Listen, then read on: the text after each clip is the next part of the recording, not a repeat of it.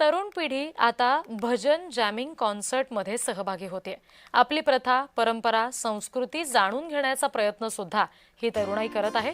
भारत 2047 पर्यंत विकसित राष्ट्र झालं पाहिजे हे पंतप्रधान नरेंद्र मोदींचं स्वप्न आहे आणि त्यासाठी नवीन पिढी भजन जॅमिंग कॉन्सर्ट सारख्या कार्यक्रमामध्ये सहभाग वाढवत आहे, अशी माहिती मुंबई भाजपा अध्यक्ष अमित साटम यांनी दिली आहे।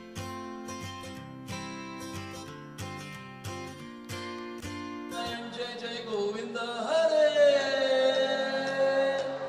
नारायण नारायण जय जय गोपाल हरे नारायण नारायण जय जय गोविंद हरे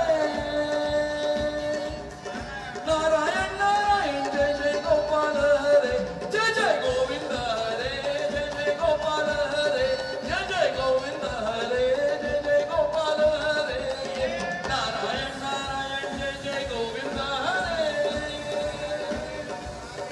नारायण नारायण जय जय गोपाल हरे जय जय गोविंद हरे जय जय गोपाल हरे जय जय गोविंद हरे जय जय गोपाल हरे नारायण नारायण नारायण नारायण नारायण नारायण नारायण नारायण नारायण नारायण नारायण नारायण नारायण नारायण नारायण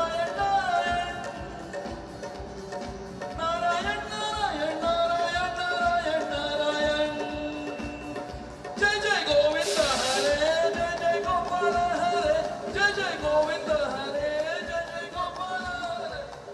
आपल्या देशामध्ये एक वेगळ्या प्रकारची सांस्कृतिक मुवमेंट चालू झालेली आहे। या सांस्कृतिक मुवमेंट मध्ये आपल्या देशाची जी तरुण पिढी आहे, युवा पिढी आहे, जेन नेक्स्ट ज्याला आपण म्हणतो, ते भजन जॅमिंगच्या इव्हेंट्स मध्ये पार्टिसिपेट करताना मोठ्या प्रमाणावरती आपल्याला दिसत आहेत।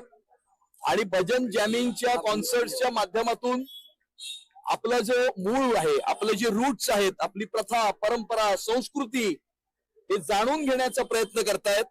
या प्रथा, परंपरा, संस्कृतीशी जोडून घेण्याचा प्रयत्न करतायत। मला असं वाटतं की ही फार स्वागतार्ह अशा प्रकारची ही गोष्ट आहे।